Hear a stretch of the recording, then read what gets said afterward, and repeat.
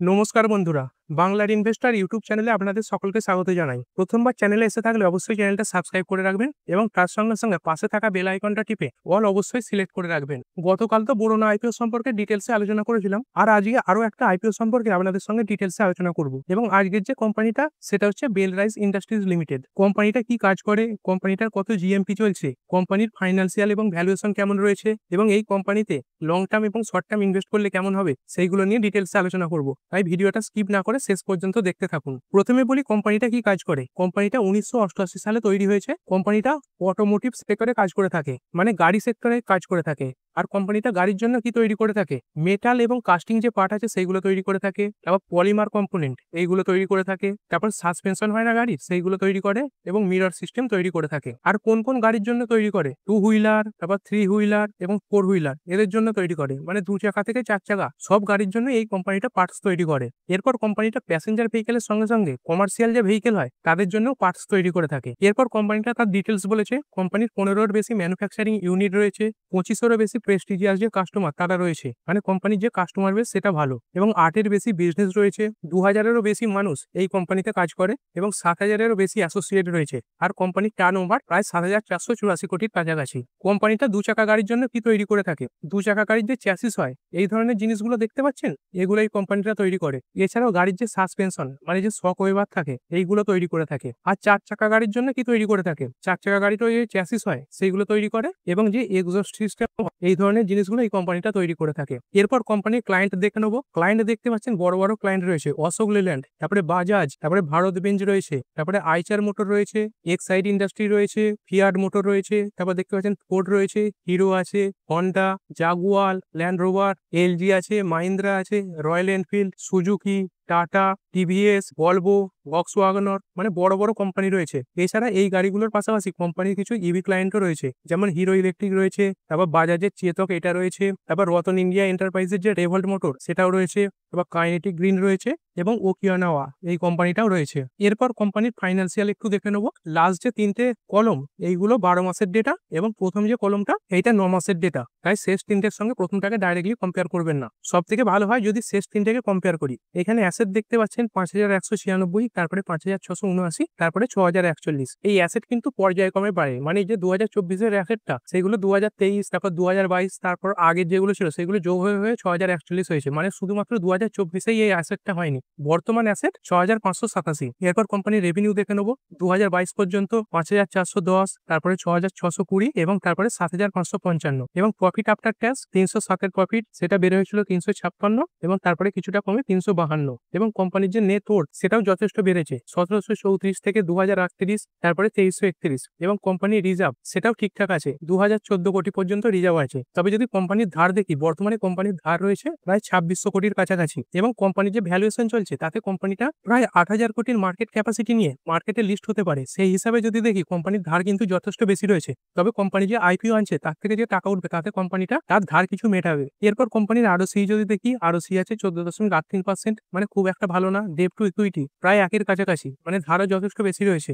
Return on net worth এটাও খুব কম, এবং পিএটি মানে প্রফিট আফটার ট্যাক্স মার্জিন এটাও কম রয়েছে, এবং প্রাইস টু বুক ভ্যালু এটা রয়েছে 2.5-এর কাছাকাছি। এরপর যদি ইপিএস দেখি, আইপিও আসার আগে কোম্পানির যে ইপিএস সেটা 5.42, এবং আইপিও আসার পর এই ইপিএস হয়ে দাঁড়াবে প্রায় 3.68, এবং পি রেশিও আইপিও আসার আগে 16.68 আর আইপিও আসার পরে 24.47। আর এই পি রেশিওর সাপেক্ষে কোম্পানির ভ্যালুয়েশন একটু দেখে নেবো। তার জন্য কি করতে হবে, কোম্পানির সঙ্গে পিয়ার সেগমেন্টে যে কোম্পানিগুলো কাজ করে তাদের পি রেশিও একটু দেখে নিতে হবে। এর পি রেশিও 24.47। এবারে পিয়ার সেগমেন্টগুলো একটু খুলে নেবো। পিয়ার সেগমেন্টে কারা কাজ করে, ভারত ফোর্জ এর 58, তারপর উনো মিন্ডা এর 62-র ওপরে আছে, তারপর মাদারসন সুমি এর 39-এর ওপরে, জেবিএম অটো 45-এর উপরে, তারপর এনডিউরেন্স টেকনোলজি 44-এর উপরে আছে, মিন্ডা কর্পোরেশন এর 51-এর উপরে আছে। মানে দেখতে পাচ্ছেন পিয়ার সেগমেন্ট গুলোর সঙ্গে যদি কম্পেয়ার করি তাহলে কোম্পানিটা একটা ভালো ভ্যালুয়েশনে চলছে, মানে এই কোম্পানিগুলোর থেকে অনেকটা সস্তাতেই চলছে।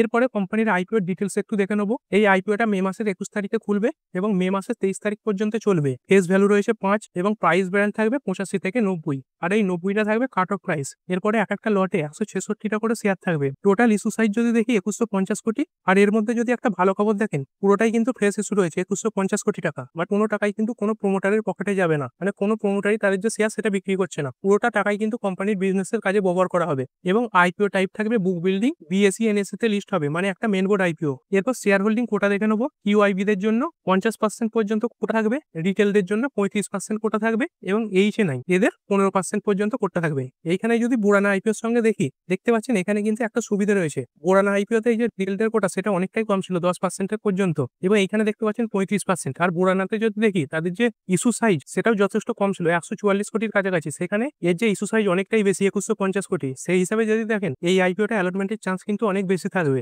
এরপরে কোম্পানি আবার ডিটেলস দিয়েছে, মে মাসের 21 তারিখে খুলছে, মে মাসের 23 তারিখে বন্ধ হচ্ছে। টেন্টেটিভ অ্যালটমেন্ট দেখুন এখানে টেন্টেটিভ দেওয়া রয়েছে, এর মানে হচ্ছে সম্ভাব্য যে অ্যালটমেন্ট। তবে আমরা কিন্তু আগে দেখেছি এই যে অ্যালটমেন্টের দিন এটা কিন্তু পরের দিনই হয়ে যায়, মানে মে মাসের 26 তারিখে চেক করলে আপনি দেখতে পাবেন না, মে মাসের 27 তারিখে সকালে চেক করলে আপনি এই যে অ্যালটমেন্টের স্ট্যাটাস সেটা পেয়ে যাবেন। এবং ইনিশিয়েশন অফ রিফান্ড, আপনি যদি অ্যালটমেন্ট না পান তাহলে আপনার ব্যাংকে মে মাসের 27 তারিখে টাকা ঢুকে যাবে, আর আপনি যদি অ্যালটমেন্ট পান তাহলে আপনার ডিম্যাট অ্যাকাউন্টে মে মাসের 27 তারিখে শেয়ার দেখতে পাবেন। আর এই কোম্পানিটা মার্কেটে মে মাসের 28 তারিখে লিস্ট হয়ে যাবে, আর আমাদের ইন্ডিয়ান শেয়ার মার্কেটে আরো একটা কোম্পানি ট্রেড করতে শুরু করবে। এরপরে কোম্পানির যে UPI mandate cut off date সেটা হচ্ছে মে মাসের 23 তারিখ বিকাল 5টা পর্যন্ত, মানে আপনি যদি এই আইপিওতে অ্যাপ্লাই করেন তাহলে এই সময়ের মধ্যে আপনাকে ইউপিআই যে ম্যান্ডেট সেটা অ্যাকসেপ্ট করে নিতে হবে। এরপর লট সাইজ দেখে নেবো। রিটেলদের জন্য তো এক একটা লট থাকে 15,000-এর নিচে, তো এক একটা লটে 166টা শেয়ার থাকবে, আর এর মূল্য 14,940। রিটেলরা সর্বোচ্চ 13টা লট অ্যাপ্লাই করতে পারবে। স্মল এইচএনআই যারা আছে তারা সব থেকে কম 14টা লট অ্যাপ্লাই করে, এবং যারা বেশি রয়েছে তারা 10 লাখের কম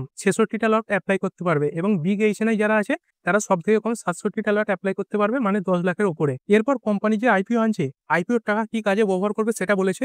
রিপেমেন্ট অর প্রিপেমেন্ট বোরিং, মানে কোম্পানি যে ধার আছে তার কিছুটা বা পুরোটা এই কোম্পানিটা মিটিয়ে দেওয়ার চেষ্টা করবে। এবং 2 নম্বরে বলেছে জেনারেল কর্পোরেট পারপোজেস, মানে সাধারণ কিছু ব্যবহারের জন্য। এটা সব আইপিওকেই দিতে হয়। এরপরে আপনি এই আইপিও পেলেন কিনা কোথায় চেক করবেন? এই লিঙ্ক ইন টাইম এর ওয়েবসাইটে গিয়ে আপনি এই আইপিও চেক করতে পারবেন। সেখানে গিয়ে আপনার প্যান কার্ডের ডিটেলস দেবেন এবং আরো যে সমস্ত তথ্য চাইবে সেগুলো দিয়ে দেবেন, সেখানে গিয়ে চেক করে নিতে পারবেন। এরপরে দেখে নিই এই কোম্পানিতে শর্ট টার্মে ইনভেস্ট করলে, লং টার্মে ইনভেস্ট করলে এবং লিস্টিং গেনের জন্য টাকা লাগালে কেমন হতে পারে। প্রথমে দেখে কোম্পানির জিএমপি কত চলছে। কোম্পানিটার এই মুহূর্তে প্রায় 20%-এর কাছাকাছি জিএমপি চলছে। তবে প্রথমেই বলে দিই এই জিএমপি কিন্তু সময়ের সঙ্গে সঙ্গে পরিবর্তিত হতে থাকে। এই যে জিএমপি 20% চলছে, এটা যে সময় মার্কেট লিস্ট হবে তখন কিন্তু 40%-এরও চলে যেতে পারে, আবার মাইনাসও চলে যেতে পারে। আর বর্তমান হিসেবে 20% অনুযায়ী যদি দেখি একটা 15,000-এর লটে আপনি সর্বোচ্চ 3,000 পর্যন্ত প্রফিট তৈরি করতে পারবেন। আর এই কোম্পানিটা শর্ট টার্ম এবং লং টার্মে ইনভেস্ট করলে কেমন হবে, তার জন্য কোম্পানির যে নেগেটিভ পয়েন্ট এবং পজিটিভ পয়েন্ট সেগুলো একটু দেখে নিতে হবে। প্রথমে দেখে নিই কোম্পানির কি কি পজিটিভ পয়েন্ট আছে। কোম্পানির যে প্রথম পজিটিভ পয়েন্ট সেটা হচ্ছে কোম্পানির যে বিজনেস সেটা ডাইভার্সিফাইড বিজনেস, মানে কোম্পানিটা দেখলেন ইভি সেগমেন্টে, তারপরে এমনি যে গাড়ি আছে সেই সেগমেন্টে কাজ করে, এছাড়াও 2 চাকা, 3 চাকা, 4 চাকা এবং কমার্শিয়াল, প্যাসেঞ্জার সব ভেহিকেলসই কাজ করে থাকে। মানে এদের যে বিজনেস সেটা কিন্তু অনেকটা জায়গা জুড়ে ছড়িয়ে রয়েছে, তো এটা একটা পজিটিভ পয়েন্ট। এরপরে যে কোম্পানির পিয়ার সেগমেন্টে কাজ করা কোম্পানিগুলো আছে তাদের থেকে এর ভ্যালুয়েশন কিন্তু ভালো চলছে। কোম্পানির যে ক্লায়েন্ট বেস, মানে দেখতে পেলেন টাটা, তারপর সুজুকি, অশোক লেল্যান্ড এরকম বড় বড় ক্লায়েন্ট রয়েছে। এছাড়াও কোম্পানি ইভি সেগমেন্টে ইভি গাড়ির জন্য যে মোটর লাগে সেই মোটরও তৈরি করে থাকে। তারপরে যদি দেখেন যে আইপিও আসছে পুরোটাই কিন্তু ফ্রেশ ইস্যু আসছে, মানে পুরোটাই কোম্পানির কাজের জন্য ব্যবহার করা হবে। এছাড়াও কোম্পানির 15-এরও বেশি ম্যানুফ্যাকচারিং ইউনিট রয়েছে, মানে কোম্পানির যে বিজনেস সেটা কিন্তু অনেকটাই বড়। এবং 7 নম্বরে যদি দেখি যেহেতু কোম্পানিটা অনেক পুরনো তাই কোম্পানিটার মার্কেটের প্রতি এক্সপিরিয়েন্সও কিন্তু রয়েছে। এরপরে নেগেটিভ পয়েন্টগুলো একটু দেখে নেবো। নেগেটিভ পয়েন্ট বলতে প্রথমে যদি দেখি কোম্পানির যে প্রফিট মার্জিন সেটা কিন্তু যথেষ্ট কম, 5-এরও কম রয়েছে। এবং 2 নম্বরে যদি দেখি কোম্পানির যে ডেপ্ট, মানে বাজারের ধার সেটা অনেকটা বেশি। যদিও আইপিও আসার পর এই কোম্পানিটা তাদের এই ডেপ্ট সেটা কিছু কমানোর চেষ্টা করবে। এবং 3 নম্বরে যদি দেখি এই সেক্টরে কিন্তু প্রচন্ড কম্পিটিশন রয়েছে। দেখলেন তো কত কোম্পানি এই কোম্পানিটার সঙ্গে পিয়ার সেগমেন্টে কাজ করে। এবং 4 নম্বরে যদি দেখি এই কোম্পানিটার আরওই এবং আরওসি দুটোই 15-এর কম রয়েছে। তো এই কোম্পানিটা সম্পর্কে যত ডিটেলস ছিল সবই আপনাদের দিয়ে দিলাম। এরপর আপনি আপনার মনোমতো সিদ্ধান্ত নিতে পারেন। তো ঠিক আছে বন্ধুরা, আশা করছি ভিডিওটা আপনাদের ভালো লেগেছে। আপনি চাইলে এটাকে লাইক এবং শেয়ার করতে পারেন। আর শেয়ার মার্কেট সংক্রান্ত ডেইলি নিউজ আপডেট পেতে চ্যানেলটা সাবস্ক্রাইব করে রাখবেন এবং পাশে থাকা বেল আইকনটি টিপে অল অবশ্যই সিলেক্ট করে রাখবেন, যাতে পরবর্তী ভিডিওর নোটিফিকেশন আপনার কাছে সময় মতো পৌঁছে যায়।